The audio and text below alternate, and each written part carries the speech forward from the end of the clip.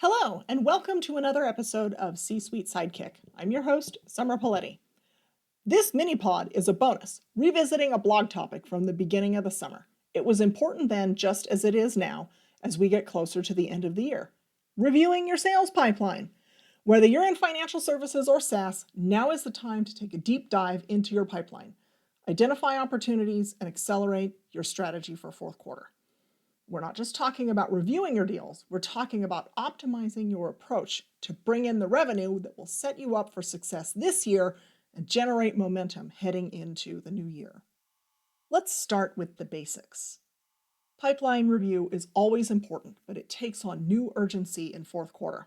There are 76 working days between September 12th and the end of the year, and that's assuming that you take no extra days off around Thanksgiving, Christmas, or New Year's. You're probably looking at 73 days or really less.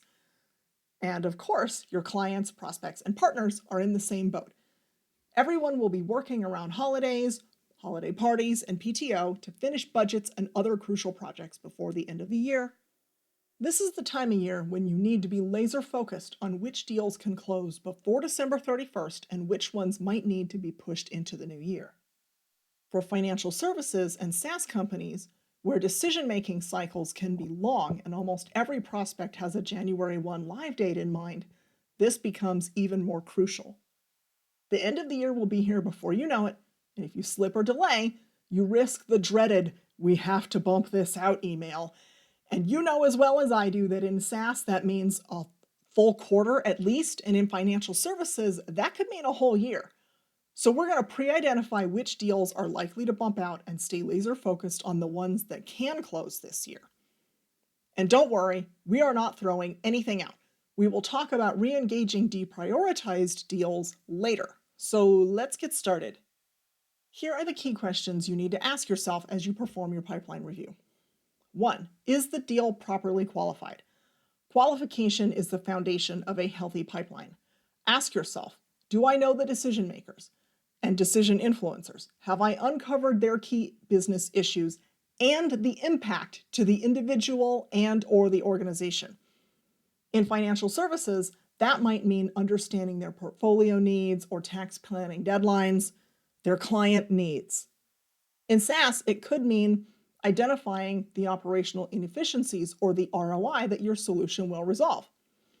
If you haven't identified these things, you may be chasing a deal that's not ready to close yet. And here's a bonus. Do you have the next follow-up scheduled on both your calendar and theirs?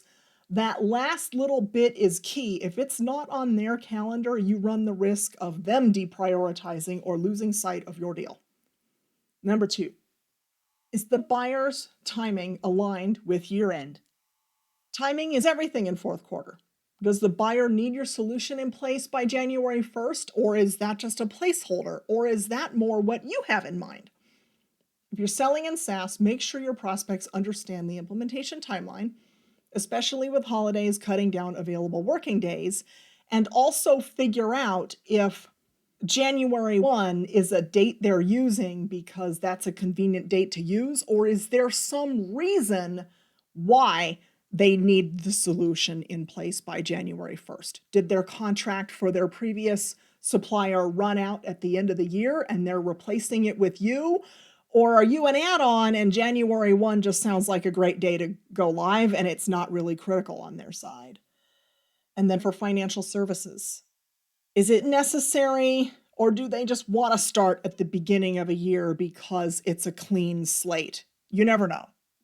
Number 3. Are there any gaps in information? One of the biggest reasons that deals stall is incomplete information. Have you gotten clarity on the prospect's budget? Do you know all of the stakeholders involved? If you're missing these pieces, now is the time to revisit your discovery phase and fill in those gaps. And if you need help on reaching back out and going back through discovery without feeling awkward, you let me know. I'm a specialist in that area. Once you've gone through your pipeline, the next step is identifying high-impact deals, the ones likely to close before the end of the year and make a real difference to your bottom line, especially if you're behind on your target so far. For financial services, this might mean focusing on high net worth clients or institutional deals that have a clear deadline.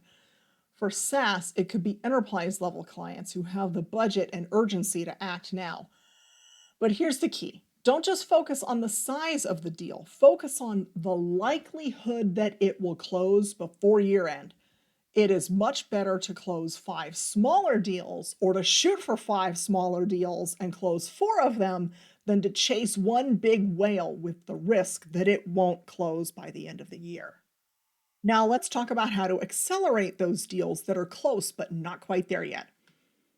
There are a few strategies you can use. Number 1, leverage urgency. Highlight the consequences of inaction.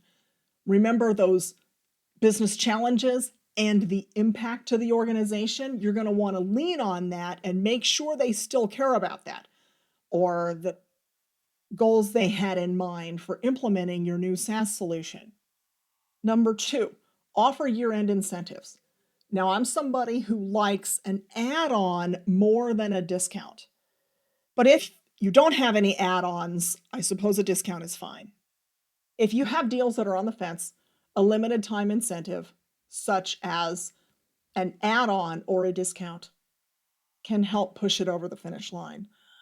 Make sure that these offers are meaningful to your target client and that your target client is definitely close to closing. You don't really want to give away free stuff just for the sake of giving away free stuff. And then you have to let them know that this add-on or this extra incentive is tied to signing before December 31st. These can be highly effective if you choose a valuable add-on that would bring value to your client, and also you strategically choose clients that are likely to close, and you're just pushing them over the edge. Number 3, re-engage with decision makers. At this stage, you can't afford to be speaking to the wrong people. If you're not engaged with decision makers, now is the time to go back and ensure that you're speaking with the person who can say yes before the year ends. Now, this can be a touchy conversation. If you want help with this, because you don't want to offend the person you have been talking to, reach out and let's have a quick chat about it. Let's prepare to finish out this year and build momentum into the next year. Even with the best strategies in place for fourth quarter, it can come with its own set of challenges. Holidays, budget freezes, decision maker absences, they can all slow things down. Everybody's having a good time in December, right? So it's important to manage expectations with your team and also your clients. But don't lose sight of the big picture. The deals you close this year are important, but so are the ones that will carry you into first quarter of next year. Use this time to set the groundwork for next year. For financial services, that could mean starting conversations with clients in the new year, maybe somebody whose priorities are not as urgent, and you can have a discussion with them at the end of January or something like that. That's fine because you're building out next year's pipeline. And if they weren't likely to close this year anyway, why waste your valuable time? For SaaS, it could be discussing product roadmaps or new features that will launch in first quarter of next year just to keep them interested. Remember, a strong year-end close isn't just about closing what's in your pipeline.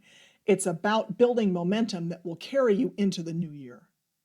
Putting prospects into next quarter isn't a bad thing. You need to have a pipeline for next quarter. There is nothing worse than closing everything in your pipeline and starting from scratch. So this is pipeline management. Figure out what can close now and concentrate on it, and figure out what you need to be working on next quarter. Perfect time of year for that. So as a wrap up, remember that reviewing your pipeline in fourth quarter is about more than just evaluating deals. It's about being strategic and intentional with your time and resources, making sure you're focusing on the right deals at the right time, accelerating the ones that can close, and preparing yourself for the year ahead. If you need help fine-tuning your pipeline strategy, or you want more tips on closing the deals before the end of the year, or if you need help doing rediscovery, feel free to reach out. You can find me on LinkedIn. I'm Summer Poletti, rhymes with spaghetti, or you can visit theriseofus.com. Thank you for listening, and here's to closing out our year strong.